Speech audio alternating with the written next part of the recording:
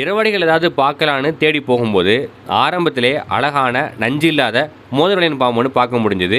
பார்க்குறதுக்கே அவ்வளோ அழகாக பளபளன்னு மின்னிட்டு இருந்தது.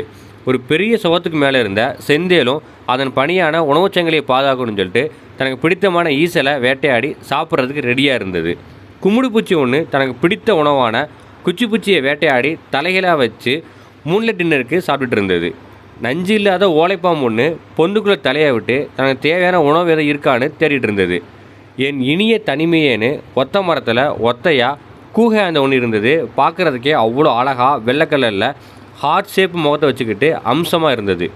ஒரு பெரிய நீர்த்தேக்கத்தில் தவளையின் காதல் பாட்டுகள் காதை கிழிச்சிட்டு இருந்தது. அதில் சில தவளைகள் இன சேர்ந்தும் இருந்தது. பகலில் பயங்கர வேகமாக இயங்கக்கூடிய வேட்டைக்கார பறவையான வைரியும் ஒரு புளிய மரத்தில் அமைதியாக ஓய்வெடுத்துட்டு இருந்தது. அது பக்கத்து புளிய மரத்திலேயே நாத்த வண்டுகளும் கூட்டமாக கூடி ஏதோ பஞ்சாயத்து பேசிகிட்டு இருந்தாங்க.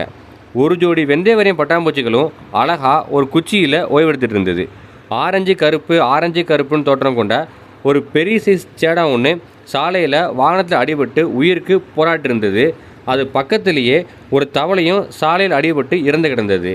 இரவில் சாலையில் போகும்போது மெதுவாக போங்க, அது நமக்கும் நல்லது, மற்ற உயிரினங்களுக்கும் ரொம்ப நல்லது. எறும்புகளும் படு பயங்கரமாக சுறுசுறுப்போடு தான் கூட்டிற்கு உணவு தேடி கூட்டமாக அங்கிட்டும் இங்கிட்டும் அலைஞ்சிட்டு இருந்தது. ஒரு பெரிய நன்னீராமை ஒன்று சாலையை கடந்து போயிட்டு இருந்துச்சு. ஆங்கிலத்தில் இதுக்கு சாஃப்ட் ஷெல் டர்ட்டில்னு சொல்லுவாங்க. இதனால் நமக்கு எந்த ஒரு தீமையும் கிடையாது. இப்போ மழைக்காலம் ஆரம்பித்தனால இந்த ஆமைகளை நம்ம அதிகமாக பார்க்க முடியும். கரையான்களும் தங்கள் பங்குக்கு சிறுசு முதல் பெருசு வர எல்லாமே காஞ்ச பொருட்களை வெட்டிட்டு தான் கூட்டிற்கு சேமிப்பு வைக்கணும் அப்படின்றதுக்காக எல்லாத்தையும் எடுத்துக்கொண்டு கூட்டுக்குள்ளே போயிட்டு இருந்தது.